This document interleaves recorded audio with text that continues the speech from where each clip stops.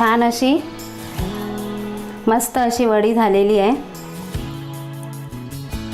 आपण पाहूया आतमध्ये मऊ आहे की नाही। मस्त अशी खुसखुशीत, जराही कडक नाही। नमस्कार, मी स्नेहा, परब किचनमध्ये आपले स्वागत। गेल्या वर्षी आपण तिळाचे लाडू पाहिलेच आहेत। ह्या वर्षी पटकन अशी तोंडात विरघळणारी तिळाची वडी मी आज तुम्हाला परब किचनमध्ये करून दाखवते।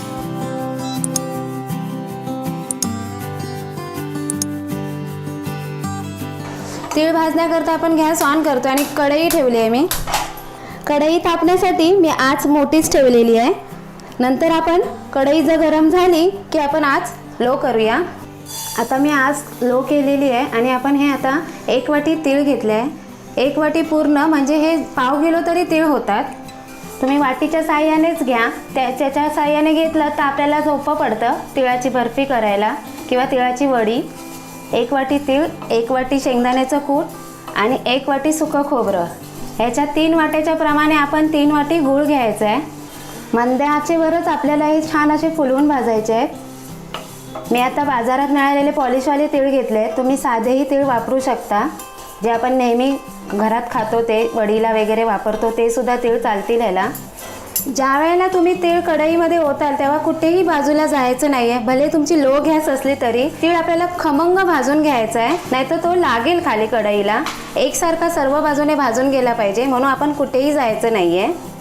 तीळ छान सोनेरी रंगावर आपल्याला होत आलेला आहे। तीळ भाजायला कमीत कमी आपल्याला 8 मिनिटं लागली आहेत। आणि तीळ भाजला एक कशावरनं ओळखाल, तुम्हाला तीळ तडतडायला लागेल, उडायला लागतात तीळ भाजून झाले की। पांढरा शुभ्र तीळ होता। आता हा आपण जरासा गोल्डन ब्राऊन कलरचा भाजलेला आहे।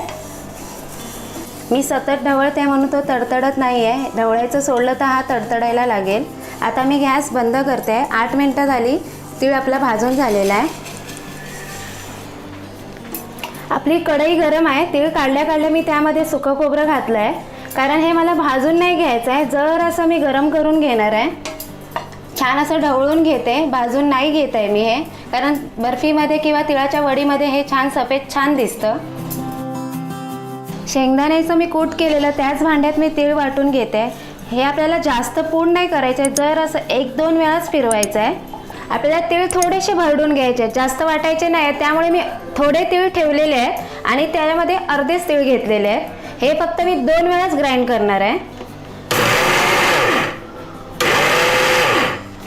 हे पाहू शकता तुम्ही, आपण अख्खे तीळ राहिलेले आहेत। मी 2दाच फिरवलं, एकदम पूड नाही केली। आणि हे मी थोडेसे तीळ ठेवलेले आहेत। हे आता आपण एकत्र मिश्रण करून घेऊया। तीळ वाटल्यावर एक छान सुगंधच आलाय। तेही तीळ मी जे न वाटलेले तेही मिक्स करून घेते।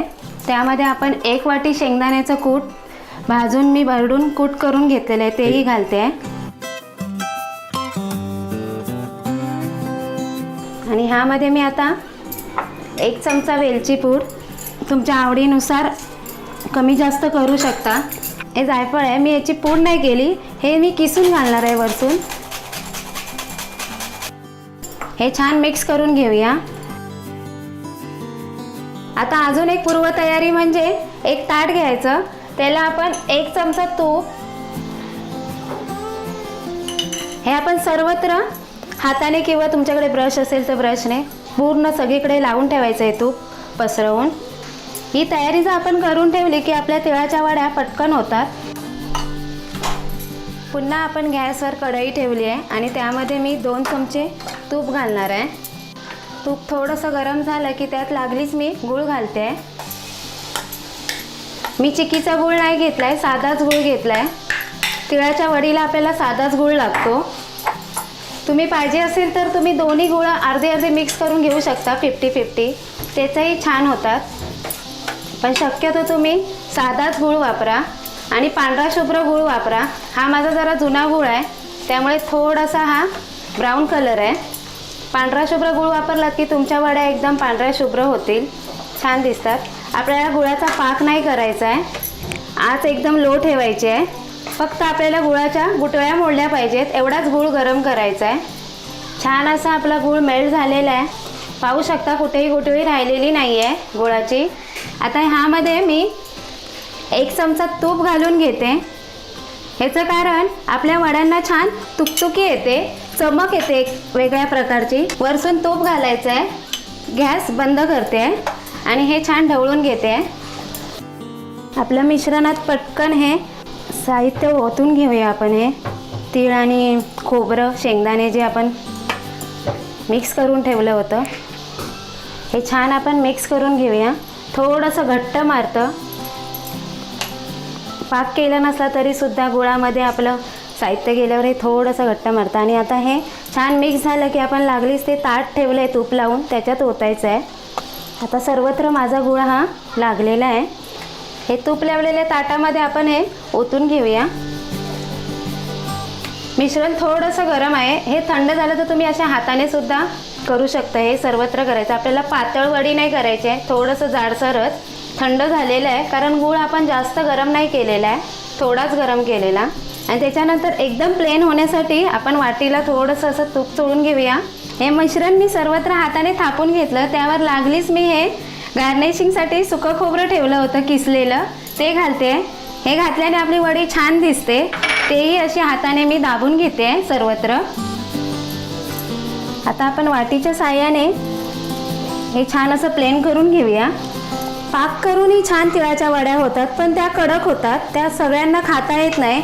अशा जर वड्या तुम्ही गूळ वितळून जर केल्यात तर छान होतात, मऊ होतात. अगदी तोंडात टाकल्या टाकल्या विरघळते ही वडी.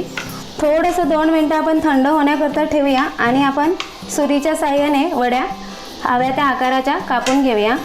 मिश्रण थोडंसं गार झालं आहे. आता आपण ह्याच्या सुरीच्या साहाय्याने वड्या करून घेऊया. तुम्हाला डायमंड शेपच्या हव्या असतील तर तशाही कापू शकता. शक्यतो वड्या म्हटल्यावर चौकोनीच असतात. वडी इतकी मऊ झाली आहे की आपल्याला कापतेवेळी त्रास नाही होत आहे. म्हणजे तोंडात टाकल्या टाकल्या हे विरघळणारच आहे. छान अशी मस्त अशी वडी झालेली आहे. आपण पाहूया आतमध्ये मऊ आहे की नाही. मस्त अशी खुसखुशीत, जराही कडक नाही. लहानांपासून म्हाताऱ्या माणसापर्यंत पटकन अशी तोंडात विरघळणारी ही तिळाची वडी तुम्ही ह्या संक्रांतीला नक्की करा. परब किचन लाईक शेअर केलं नसेल तर करा. आणि हो, सगळ्यात महत्त्वाचं, खात राहा, मस्त राहा आणि परब किचन पाहत राहा.